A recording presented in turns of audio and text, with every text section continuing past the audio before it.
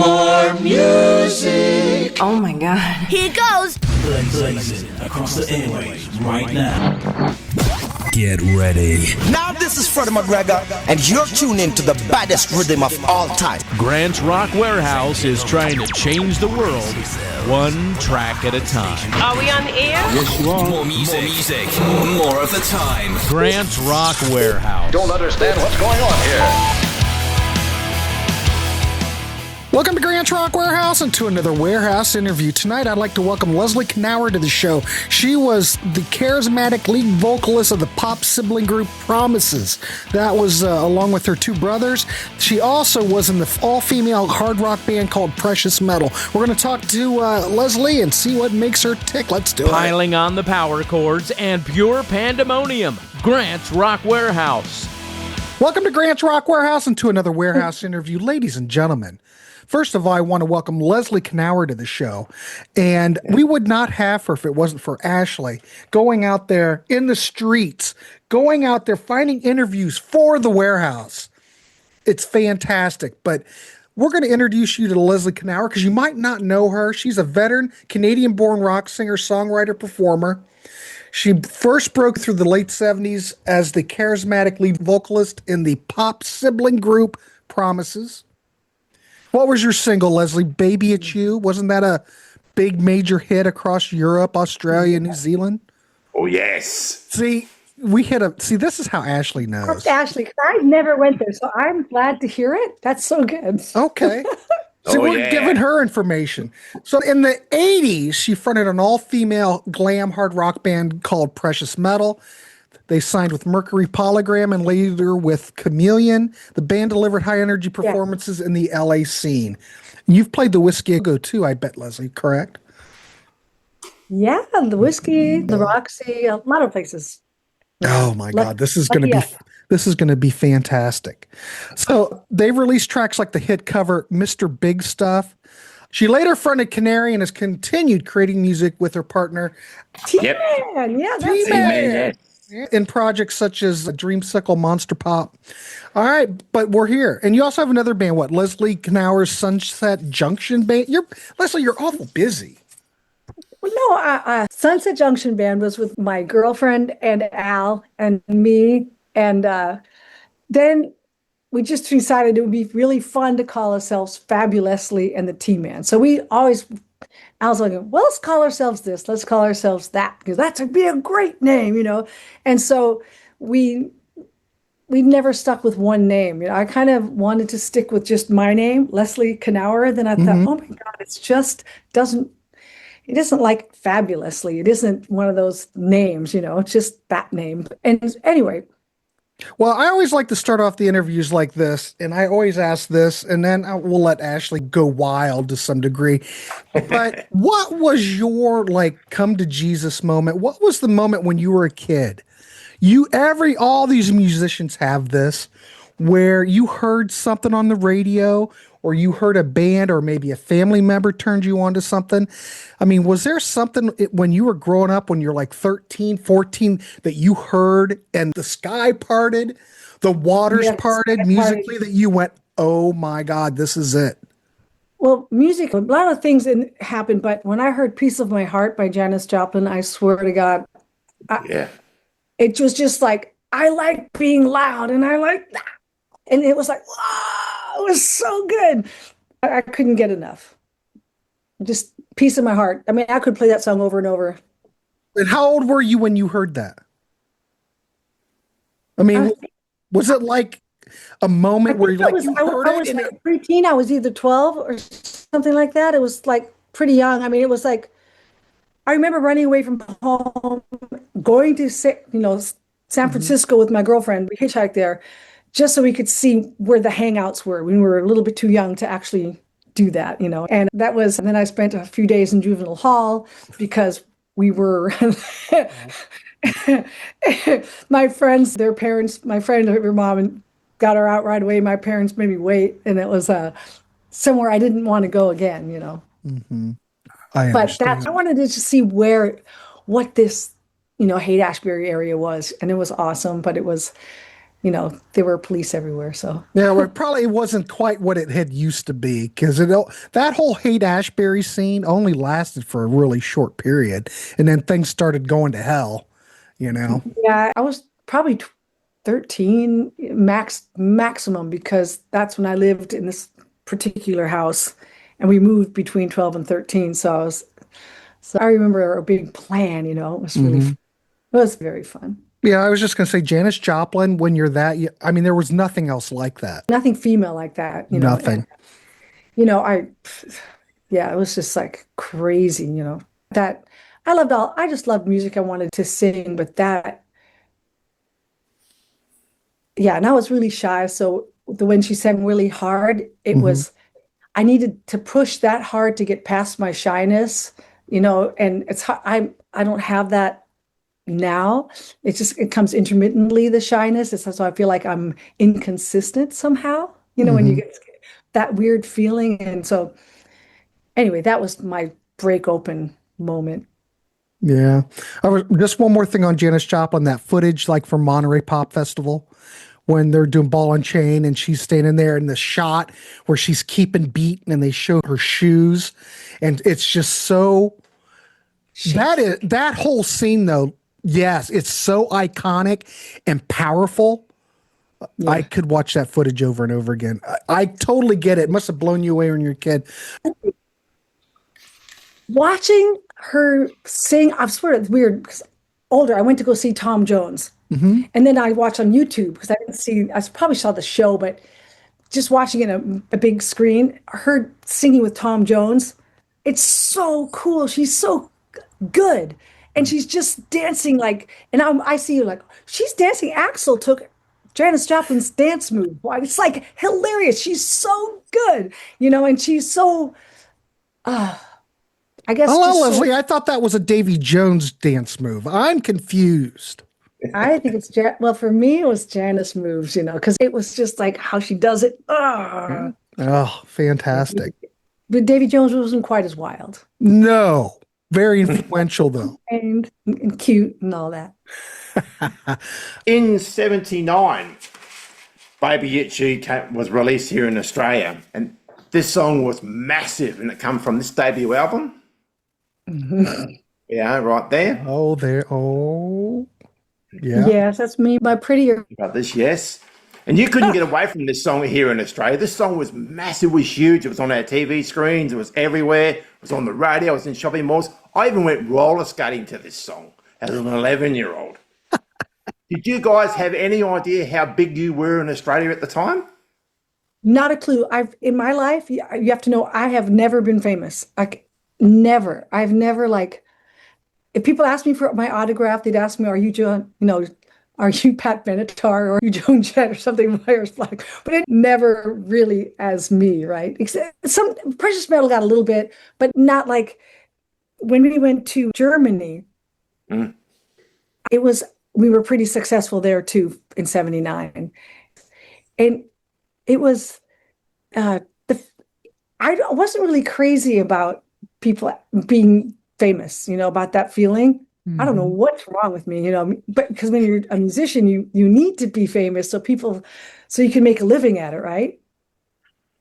You need to have people know your music and want to purchase it so that you can make a living. And if you don't, you can't, whatever. Whatever. Yeah.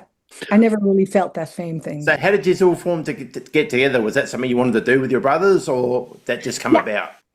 No, I wanted to do it with my brothers. I really loved singing and I loved being with my brothers. They made me feel really safe and they're both really talented and they're both kind to me and they're really they're lovely people.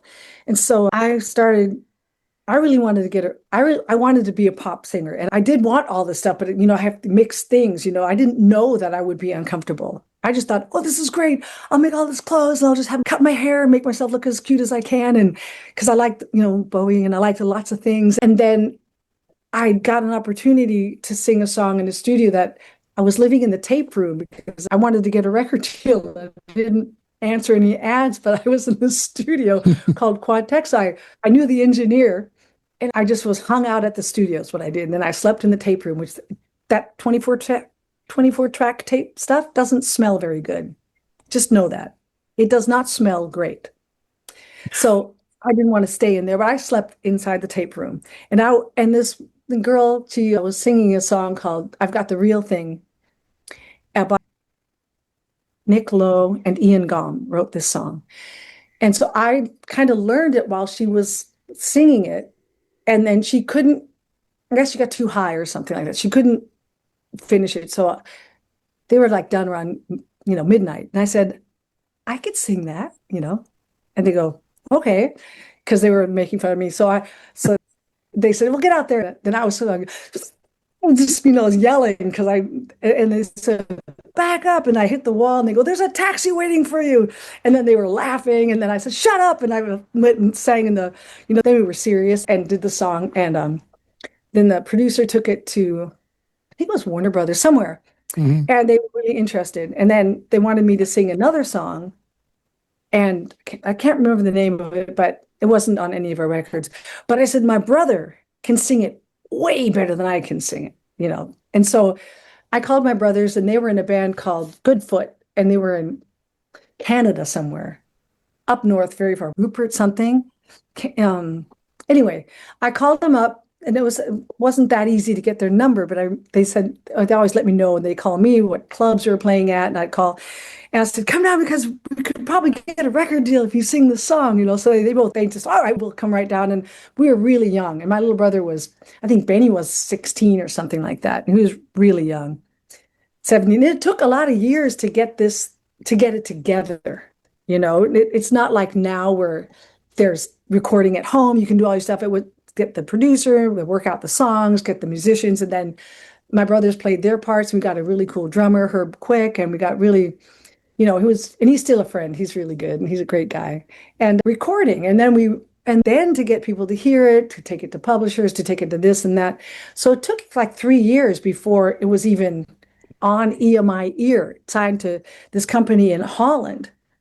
And when they decided to sign it. And Ear, have you heard of that label, Ear, in Holland? The publishing companies of all the EMI companies put this thing that said, okay, why don't we have, it's called European Artist Repertoire, EAR. And I guess they didn't do everything that they said they would as far as business and publishing and stuff, which I didn't really know what any of that was. And they signed us and they said, okay, so that was great, right? And we had done a video on the soundstage of, Wolfman, Jack, and the Midnight Special. Was that on that soundstage? Yeah, where we did our Wolfman Jack. Yeah, we mixed everything in Florida at the Criterion and met the Bee Gees, and were doing their stuff, and so it's all kind of heady, that all these cool places and people to meet and stuff. And then we did the video, and they said, oh yeah, and they released the song, and then it was like got big in other places, like Germany and Australia and New Zealand and just Wales, I guess, and lots of places. And so we get the stuff and go, wow, this is so cool, So the first time I heard it on the radio was we flew to Holland to meet the people that signed us. Mm-hmm. And it came on in the taxi. It was like, what? My brother's like, what? It's our song. You just about explode. Same thing, So, yeah. And then, what? No, I was just saying, I just find it fascinating that you're from Canada, you record the record here, but it gets picked up by EMI Ear. And Holland, I know. Nobody wanted to. But how? But but wouldn't you? I would have thought you guys really would have wanted to make it into the U.S. market or the Canadian market or whatever. But yes. Why didn't Capitol here pick up on it and release it? That a disagreement. What happened? I'm not a business person, obviously, and so they kept saying it's too European sounding. We don't want to release it. It's too European sounding. Or maybe there's some political thing inside the deal, inside business that I don't know at all. So they just didn't. They said we're too European sounding, and that was pretty much the thing. Huh. It's just fascinating how things work, you Yeah. know? And it's the same thing when the Beatles, Parlophone signed them. Capitol refused to put any of those Beatle records out for a while, and VJ picked them up, or Swan, and put out the singles. And then eventually, Capitol couldn't say no. And they ended up, putting out the Beatle records. But you would think, based on, because I was looking up the chart success of this, the single went in Germany, got to number 4. It went gold. Australia got number 2. New Zealand, it was number 1 for 5 weeks. Also had strong showings in the Netherlands, South Africa, and elsewhere. Yeah. It was a hit everywhere except in the United States, and it never got released. I just find that interesting and sad. Baffled as we were. You can't, we wouldn't know why people don't really tell you why they don't want to sign you. They just say, they don't say yes. Yeah, I guess. If I can't tell you any of that kind of, I don't know. I just figure maybe you might got wind of it, but has it ever, Ashley may know, has it ever gotten released here or reissued? I don't know. As far as I know, no. They're both on Spotify. Okay. I'm led to believe. It's on Spotify, but you know what I'm trying to, you guys maybe could help me. I'm trying to get them to let me be I get the checks from UMG because it's under Universal Music Group now. Yeah.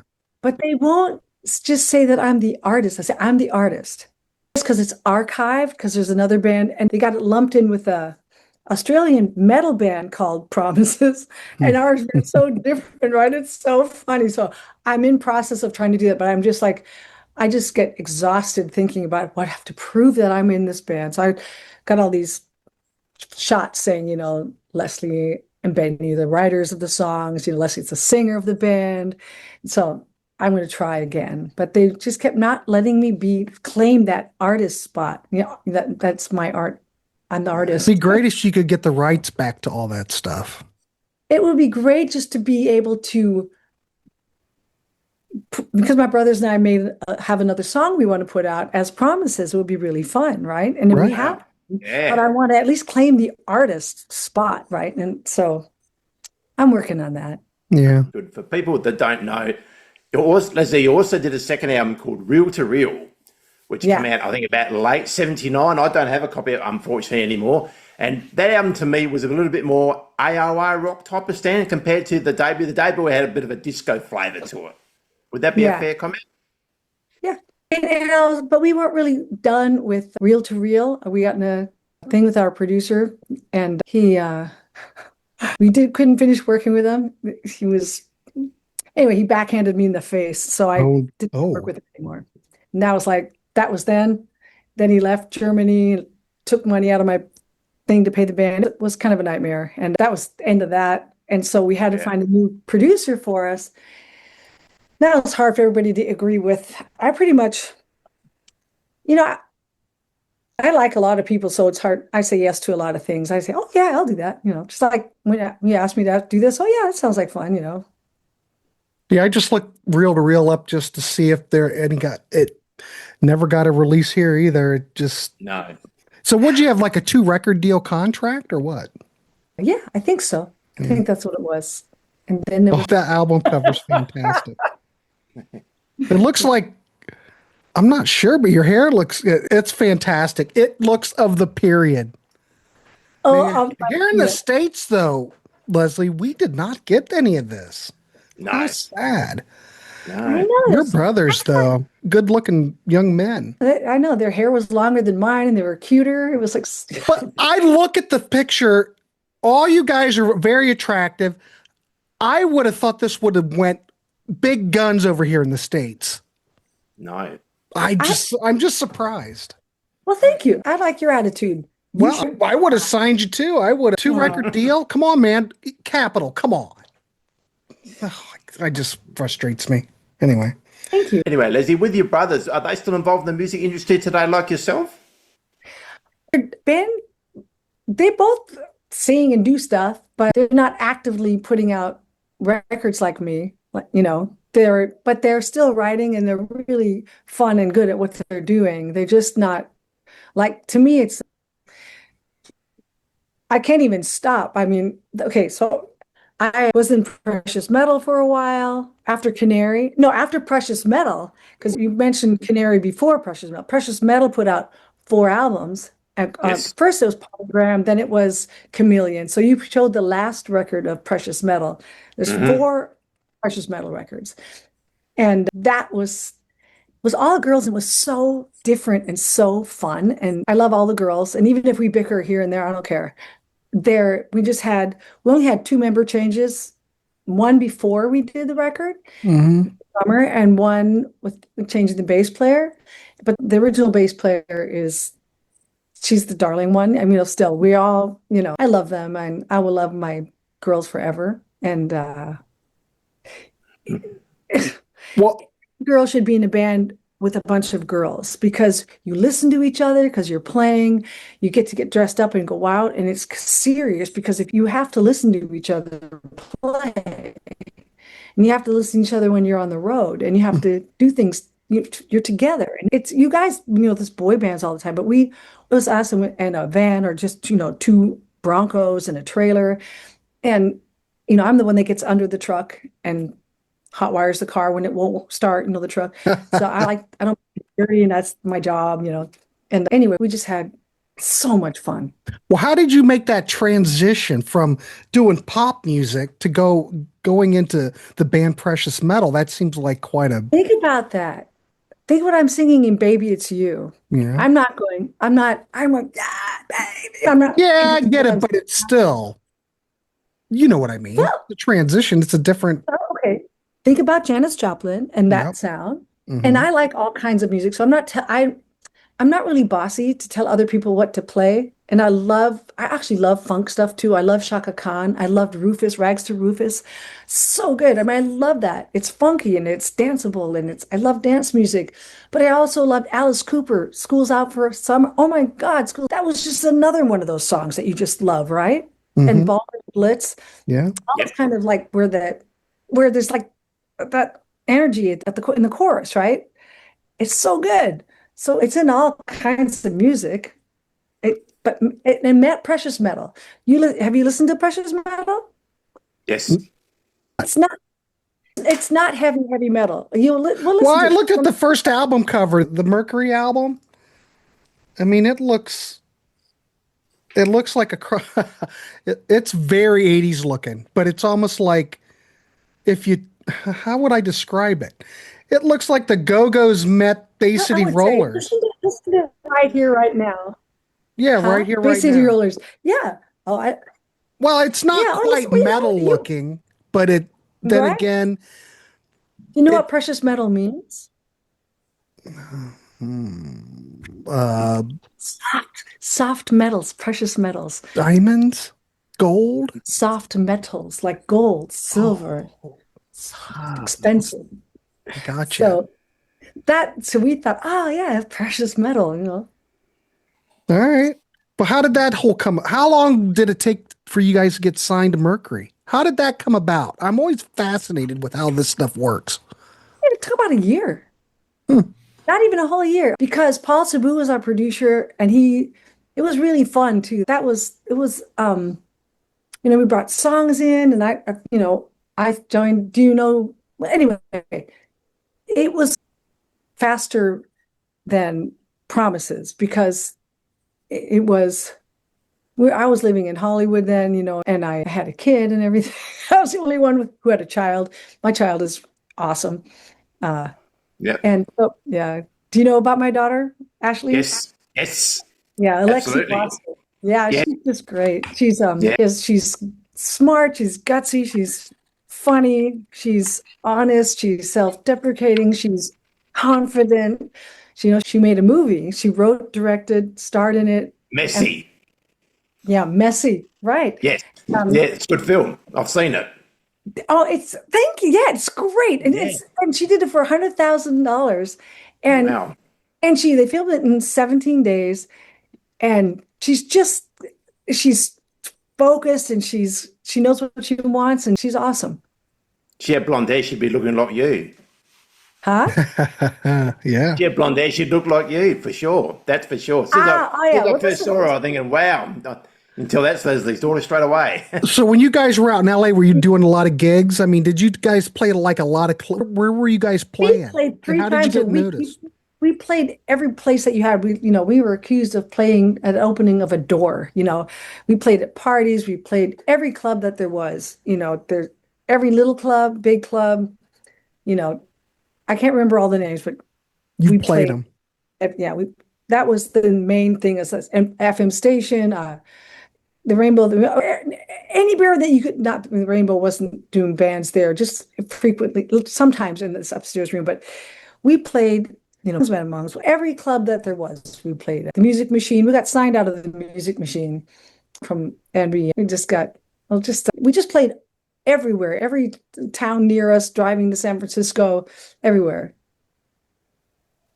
Right, fantastic. Yeah, that's But all. before Precious Metal Day, Leslie, you were in a short-lived band called, what were they called? Roxy Roller. Yeah, and I made some notes about this. Let me have a look up here. Because in it was a guy called Stephen Perry.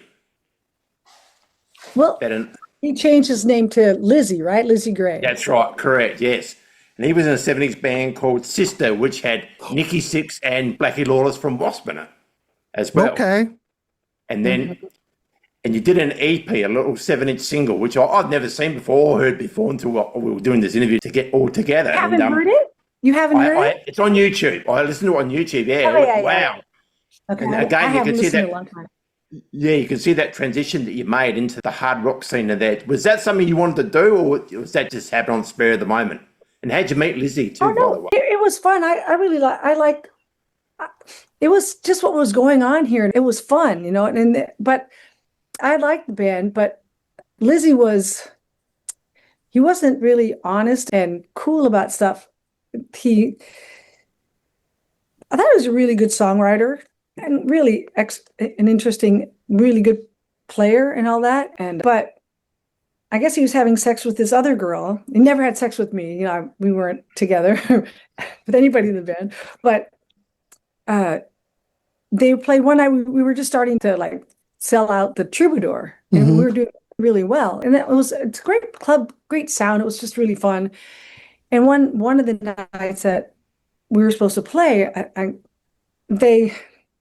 Lizzie's got another girl to sing and didn't tell me.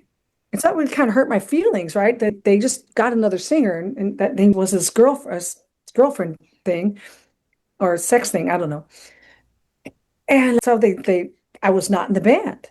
So then, like a couple months later, Lizzie calls up and says, "Hey, Leslie, if you come back to the band, we've got a record deal in Australia."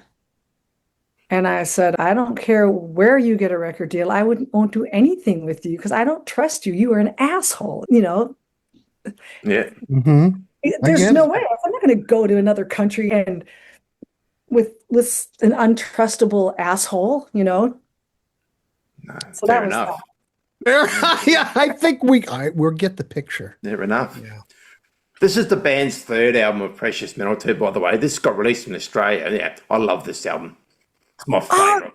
I love this album.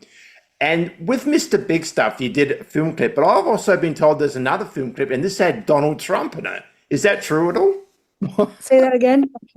Yeah, that's all true. But what was the question? Say it slower.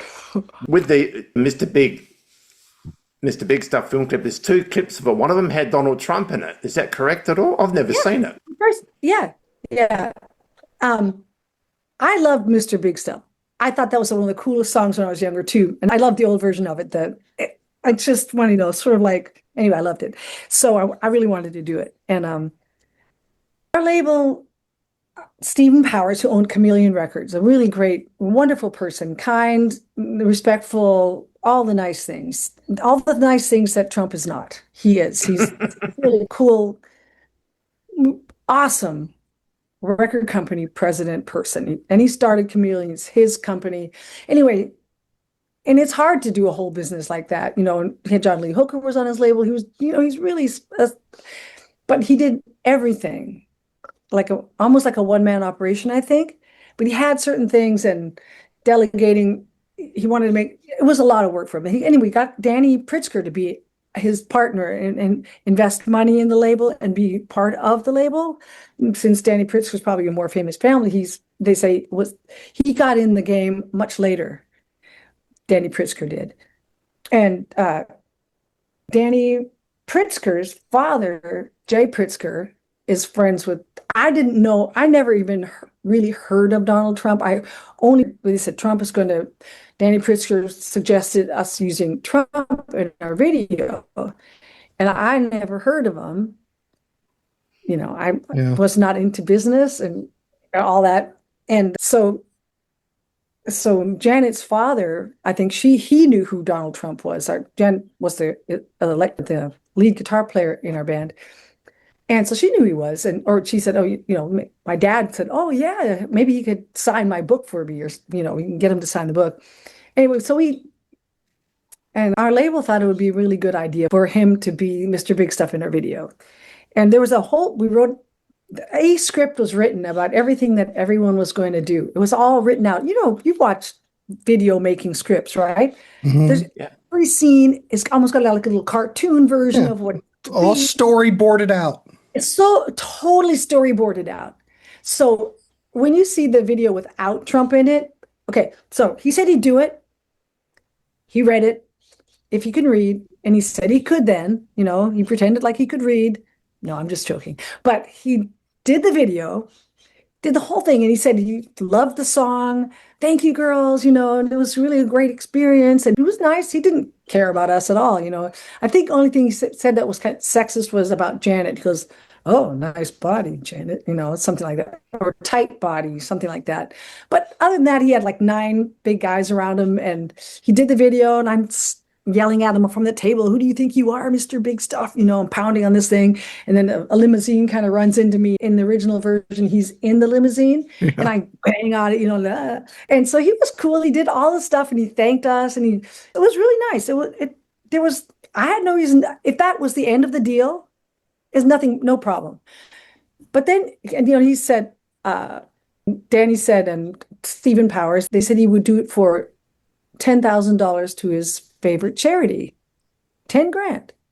And I get confused because he changed the price to so much, right? He said the day after he did it, the label didn't have him sign anything. So that was their fault, right? Mm-hmm. That's business 101, right? Now, what do I know? I wasn't in charge of anybody signing anything. He was supposed to, the label should have had him sign it, that he would release this. And then when it came time that they needed it signed to release it, he said, "Well, no, I want $250,000. Oh my. So that was the story. And that's the thing, right? And that, it's like, we're just like little play pawns, like Danny Pritzker's dad. And I'm sure they're all nice people, whatever. But what I heard later on, like you said, maybe I know years later what the real story is. And I'm not even sure it's the real story, but it's a story I heard from whatever.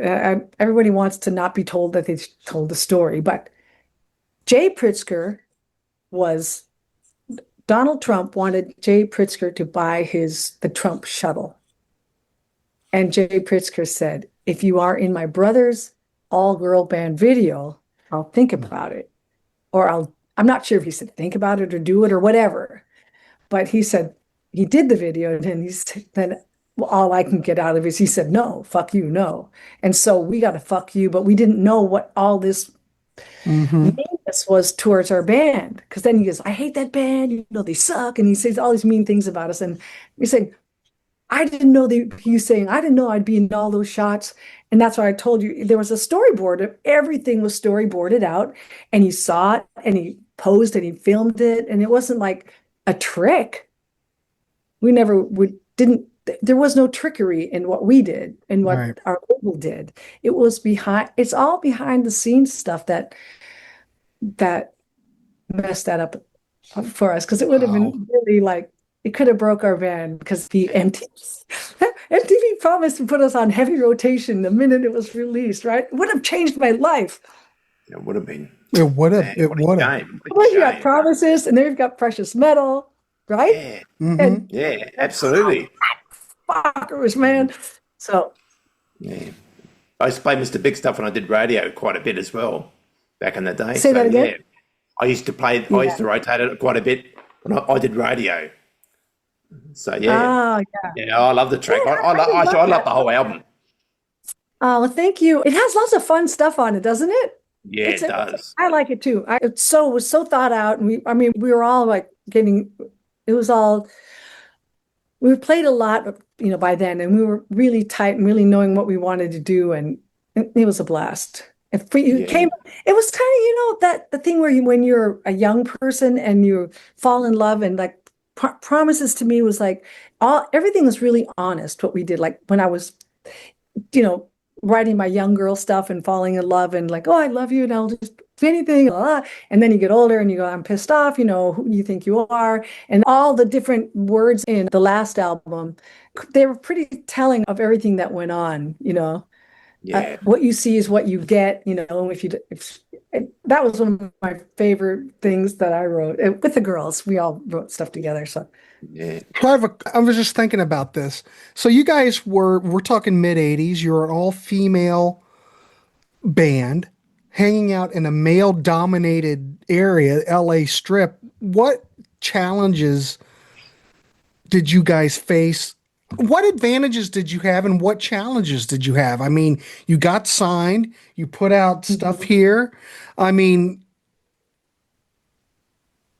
I don't know. You already had, Promises before, but I mean, what challenges did you've come into grips with in this situation with this male dominated scene? some challenges were really fun because some people actually like girls and want to come see you. All these all-girl bands together for an all-girl band night, right? But then you would go to like the radio stations, KMET and whatever, and they were kind of cool, but they said, we have our one radio spot for our one all-girl band. Oh, And so it's us or this other band, whoever pays it, they have their kind of payola thing that they did that with whatever it is. But I go, the one all-girl spot is opposed to like the one all-boy spot, all male members. Like it was that 1 out of 100, whatever. It's not a fair ratio thing. no. In that way. For a while, there were at least 25, 30 all-girl bands that were playing in LA all the time. Really? There were Okay. so many, but they didn't, and they really felt what they were doing, and they were real feisty and all kinds, and all different names, and like grungy and dressed up or sexy or just cool and tough. It was all kinds of girls, and it was amazing, and not that many got signed. Yeah, I was unaware of that. Of course, I'm in Ohio, different scene. Yeah. And man, that I would think if there were that many, Leslie, the competition for a spot. There was a great band, and my names are get me, but what was that? Fanny, remember Fanny? Yeah, Yeah. Fanny, yeah. He was hot Yes. to rock, and I was ready to roll. What shock to find out! Awesome players, beautiful singers. I mean, just the best, And there are other bands like that. I mean, it was just so cool, just to be. But it's just I don't know, I don't have the answer. I don't think anybody does. But man, I'm just blown away the amount of competition out there, though. Man, holy crap. Yeah. Yeah. Okay, so when the 90s came around, Leslie, you went into a bit of an alternative punk scene and formed your band Canary. How did it all come together? Oh my God. Okay. When you're in a band, the bands that I'm in, it's important that everybody has songwriting. It's just important because that's where you make money, right? And if one member in your band doesn't get any songwriting, it's uncool. It's just not fair. So, and that songs have to get finished. So sometimes you end up writing songs that you don't feel yourself, but you have to put yourself in there and put yourself in there hard. And I kind of, after, we were getting harder and harder. I was getting a little bit I wanted to I wanted to play guitar and write songs and finish them by myself. So I wanted to be or like just me, not like not a blend of everybody together, which I really loved being when I was. I loved being all of us, Sure. how's the feeling going, going out, have story time, write a song, and you're out, having drinks and you're saying, what's the story? What's the deal here that with what you're feeling, with the other girl I'm writing with. And I just wanted to do it myself, by myself. And Canary, I just started writing songs and learning how to play guitar. And when I did that, I started a open mic night at the Cat and Fiddle because I couldn't play guitar yet. And so I thought, okay, but I love just being in front of people and say, I've got a new song, oh, I got a new song, let me play it. So I would have the open mic from like 7:30 to 11 or something. And then after 11:30 or 12, it was me, I would just play my stuff. And it was on the worst night. I go, what's the worst night you have at the Cat and Fiddle? Have you ever been to the Cat and Fiddle? No. I have not. Have you been to there? Anyway, it's one of the or it moved locations, but it was one of the coolest English pub bars ever. And the side room was the one I said, can I just have that to start an open mic night like they have down the street? Because I don't want to sit there at that open mic and wait all day to play my one or two songs, right? I'm spoiled. I want to play I want to play a lot of songs. And so anyway, we did that. I would started playing my guitar and I play some songs, and then sometimes I mess up and I probably still do. And that's where I started. And then I thought, I need a band, and I was waitressing at this other place and I met this girl, Mary, and she's a great bass player. She played with the Dogs. She still does play with the Dogs right now. She's still playing. She's 80. Oh, next year, I shouldn't say how old I'll be, but 10 years younger. So it wasn't, I didn't mean to be punk so much. It's just that when you have one guitar player that's not like a ripper, my licks are slow and it's more rhythmic, but it was really lyrically a lot of lyrics that I love. If you listen to the Canary stuff, it's so funny. It was so fun. It was really a blast. And we got an RV and it was a 3-piece and I played solos, and Mary and Tony were they were the same band that was the bass and drum for the 3-piece Detroit Dogs. But, and oh my God, it was so much fun. And we sold merch and we did like this total indie thing. And we had the RV and we where we have your book of clubs, and you're in, let's say, where would we be? Like Tennessee, and say, oh my God, we need some money. And then we have, we were selling merch. I would get all these clothes from the thrift stores and put Canary on it, like little dresses and little things, and sell that as merch. And we go, we sold $750 worth of merch tonight. This is so great. And then we had all our CDs for sale. And anyway, that was so much fun. And it was just like doing it grassroots ourselves. And that was my least successful project. But the most fun. It was so fun. It was like, oh my God. And then once we were playing in Utah, and when they have the Sun Valley Film Festival, but it's called, what's the name of the city in Utah? That's it. Park City. Okay. I'll trust you on that. I don't know. Whatever. But it's snowing, right? I have a dog and it's snowing, and we were in the RV and we parked somewhere, but we didn't know where we were. We wake up and then we were parked in a golf course. It was, and then we had to find out that you have to get off the golf course. Damn rock and roll people. It was really funny and beautiful. What a beautiful place. So that was really. So how long did Canary last? 12 years. Wow, that's a That good lasted the run. longest. Yeah. Because Invincible came out in 97. Yeah. Porno Church of the Ugly Man. What? I am on the party list for the porno. What a title. Church of the Ugly Man. I am not that desperate. That ain't the drain. I'm going down. But you guys did everything, because I noticed that you did the album artwork on this stuff. I did some. Yeah, my mom did the EP one where I'm like smoking a cigarette, and but above that there were bars. That was when I ran away, and it was in juvenile hall. My mom almost died. I didn't realize she cared that much, but she said, I thought I was going to die when you were gone, but I wouldn't call the police because my mom's like an anarchist. Yeah, we can't call the police. So in Canary, I wrote that song.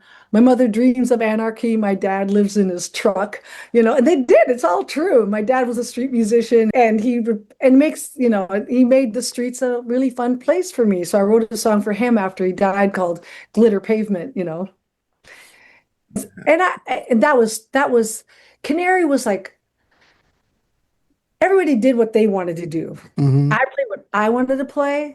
Mary played what she wanted to play, and Tony played what he wanted to play. And we didn't boss each other around. So I don't know if it was the best production. I don't care. It was the most, we all three had an honest expression of ourselves in that band. It wasn't like we produced ourselves.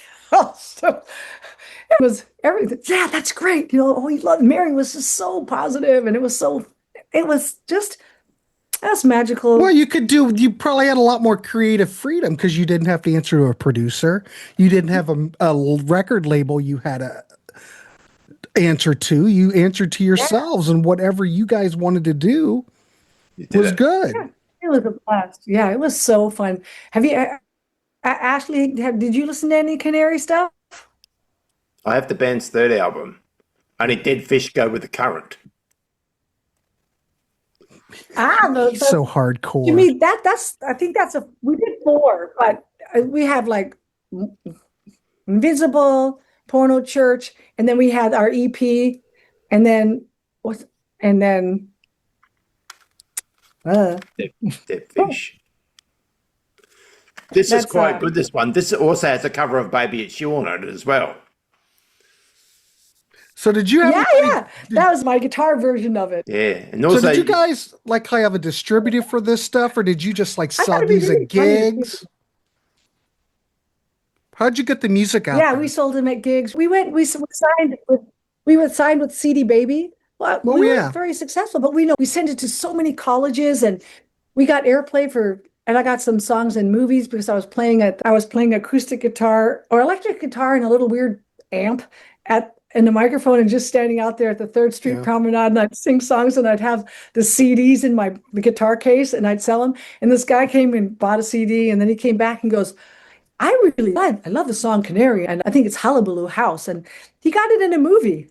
It was just like all these things happen when you play out. And right now, I play with my boyfriend and my Al, and we've got, I think we put 6 or 7 videos out on Fabulously and the T-Man. And I swear it's so fun to be with somebody. I'm a little older now. I'm not really dying to go on the road far, like every single night like I used to. I loved it. I would still do it if it would be financially possible. And it's really so. Anyway, back to the point. I like to play a lot. So every Wednesday at the Los Angeles City Hall, there's a farmer's market. And so there's the City Hall, and then there's a back door to the City Hall, which goes to City Hall East. And that's where I play guitar. I'm the official busker there every Wednesday from 11:30 to 1. And I play pretty much all original songs. And I have a little PA. So every week I play. So I'm still, it's really fun. And it's amazing how, I would like other gigs too, but it's really satisfying just to play your stuff and not expect anything and just be watching what's going on and it's kind of a safe place to play there, even though there are a lot of homeless people in LA. I think you know that. It's pretty wild. I have never been there to see it. It just depends upon what news you're watching. I really personally couldn't weigh in on it. It's an eye-opener. I was there 8 years ago, and I just couldn't believe it. We don't see things like that here in Australia. We are starting to now, but LA was a real eye-opener for homeless people. Oh, they were everywhere. And it's quite sad, really. When I went to see my son in Seattle like a year ago,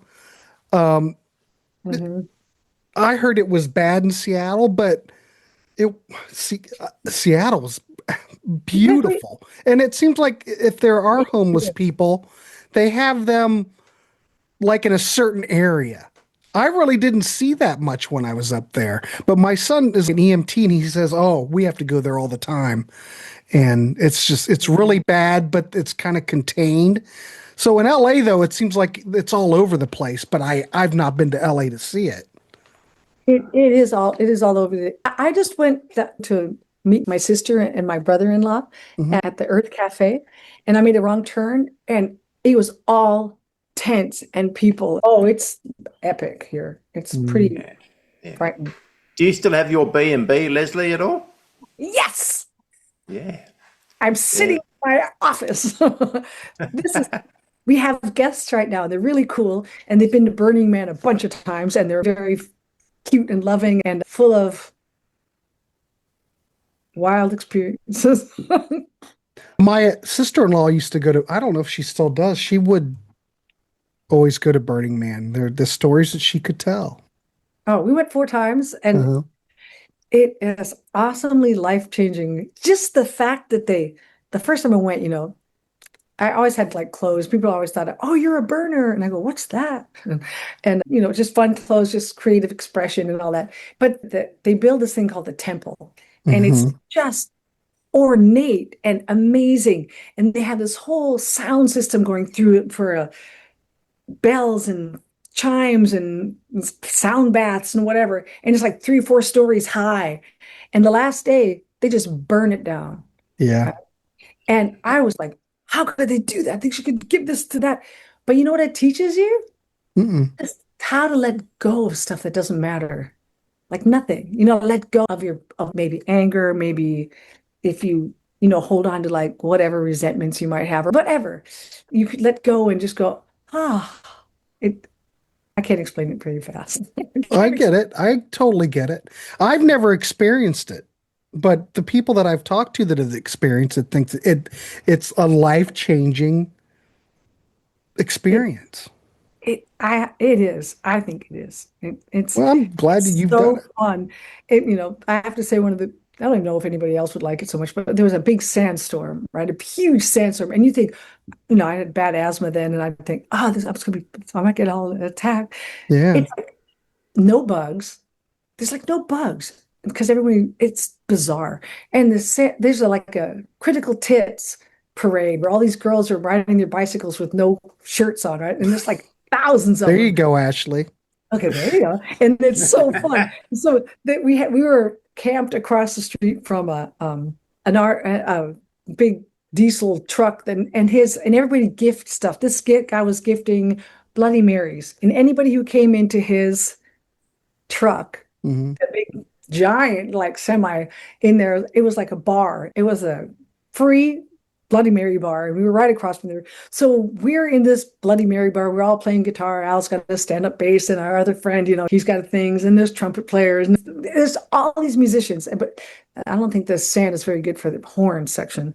I don't think so. Probably not. But they would come and play. Anyway, and we had an RV with a lift gate. We would go halfway down, and we would play on there, and our drummer would play in the RV truck. And everything's just so organized and so disorganized. And so this parade of boobs was coming by, and all of a sudden this storm of sand, and everyone has to get out of the Sandy sand. boobs, and it's just It was great. There's all these mostly naked girls with just this cutest outfits on and hats and things and whatever. They're coming, and we're singing all these songs, and they're singing with us, and it's like all of a sudden we're like sardines of naked people that are halfway dressed. So it's so amazingly artistically and fun, and everyone's kind of cool and goofy, and I don't know, it's just creatively insane. Well, we went over an hour, but I do have another. Ashley might have. Do you have something else for Ashley? I definitely, yes. Leslie, we need you to tour down under. We would love to see you in Australia. Yeah, I would love to go. Right now, I don't. I don't know who would want, if anybody everybody wants us to come. I don't know any tour managers. I don't know any things like that. So if anybody sets it up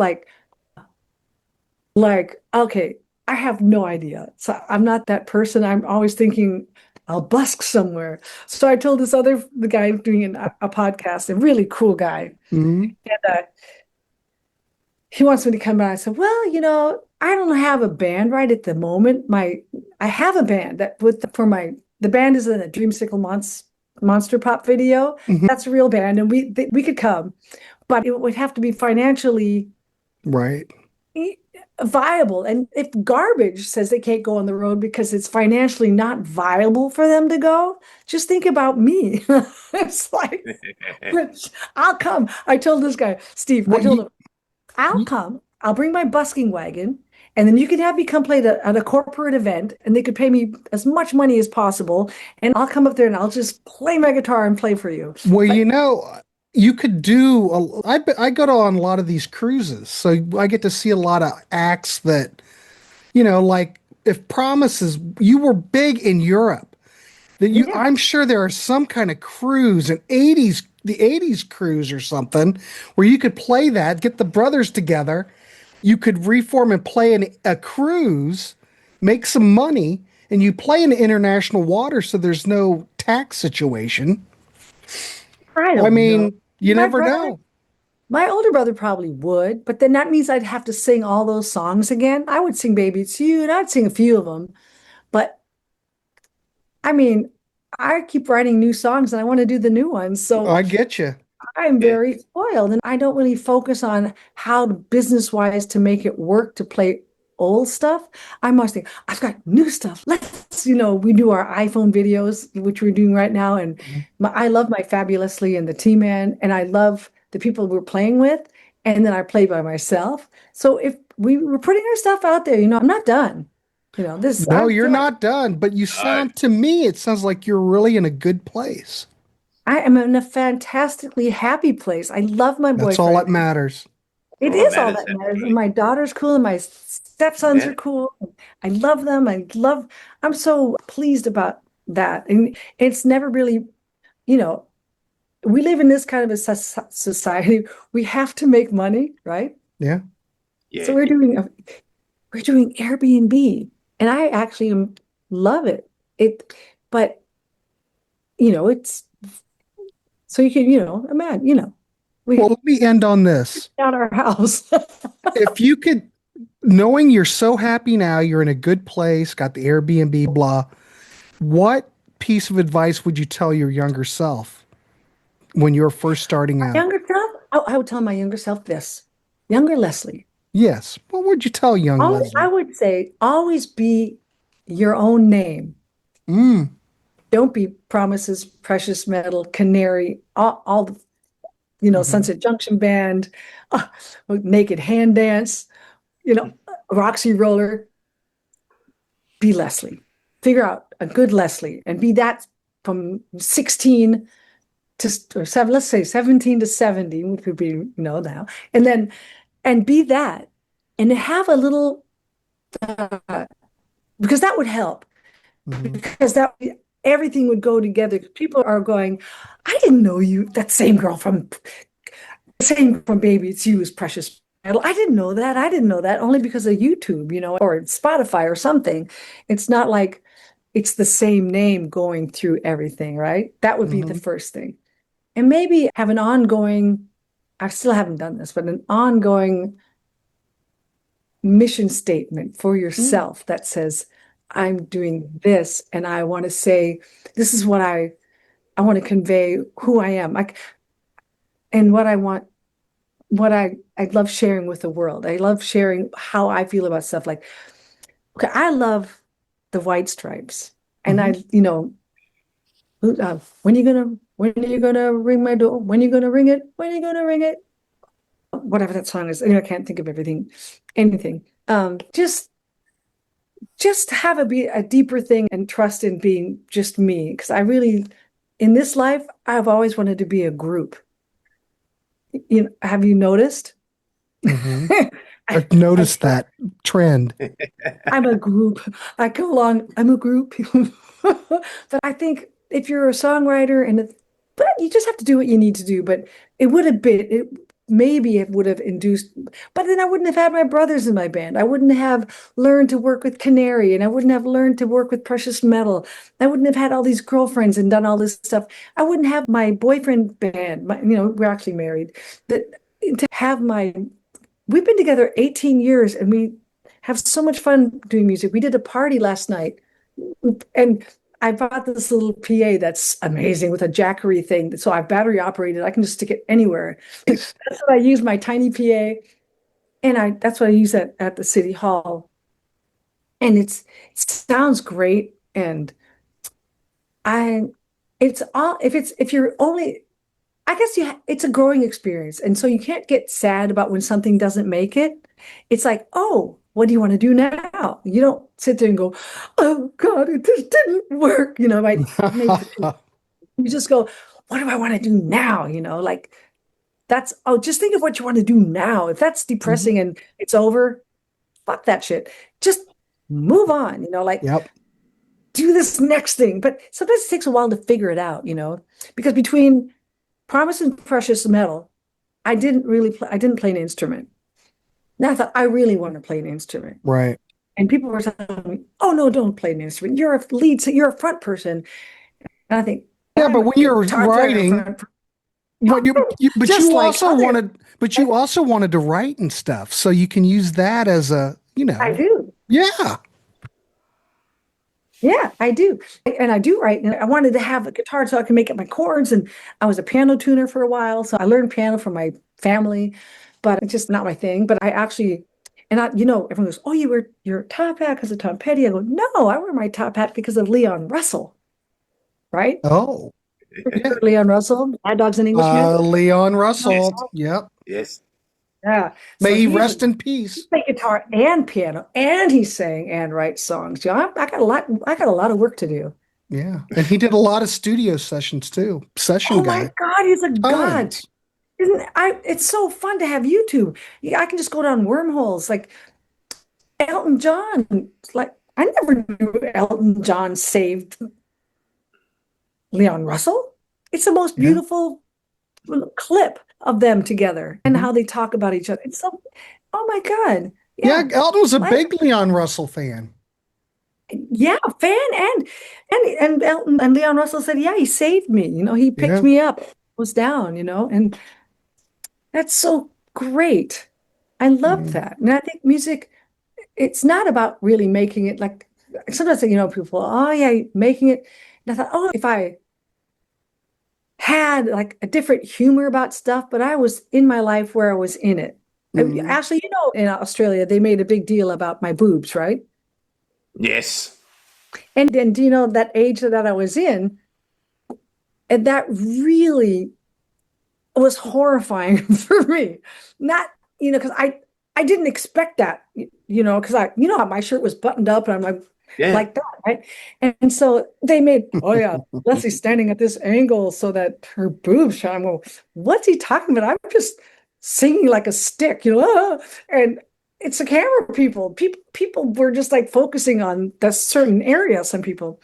Well, Yeah, I know, but I didn't know then. Right. I didn't know. I'm just saying if I knew, that thing when you knew now and then, but I was that age and I was way more insulated in not being sexualized. Like that, and yeah, it would be a shock. But I was aware of all the different things, but to have it at you, that's why I admire these people that have the strong constitution to weather all the rude and insensitive remarks that are made, for women and men, or if you're, if someone happens to not be outed as being sexually something that they didn't expect. And then they have all the rhetoric, of unfriendliness or, people saying rude things to them. I just went like this, let's just start something else. I get it. be the bear. But I want to do music. I don't want to defend myself. I just want to be creative and be okay with me. Yeah, I get it. I don't want to defend myself You're to in a other good people. spot. All right, Oh, that's sweet. we probably should wrap this dog up. Anyway, I want to thank you for doing this. It's fantastic. Thank you, seem Leslie. like in a good place. I am so happy for you. You know, you've had such a long career. You've done so many different things. Yeah. Ladies and gentlemen, go out and check out her work. You can go down to Discogs and find all. There he goes with the promises. Go out and check out her work. Thank you, guys. Thank you for even thinking about me. Thank you, Ashley. Thank you, Grant. Ashley's like the biggest fanboy of yours. So it was easy. I've been since I was 11. I appreciate you. I'll see if I can do it. you. You know what? If I could ever get this reissue label started, we would reissue all that stuff on my label. Yeah. Hey, you know what? You could reissue.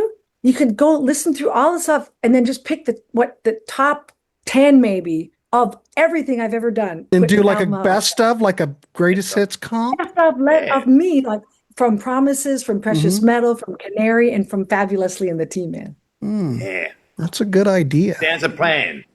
There'd be a lot of songs to choose from. And I'm still mulling that kind of stuff over. I would definitely do that. Okay, I'll do it with you. Okay. Well, maybe we have a plan, kids. I don't know. Beautiful. Just winging it here.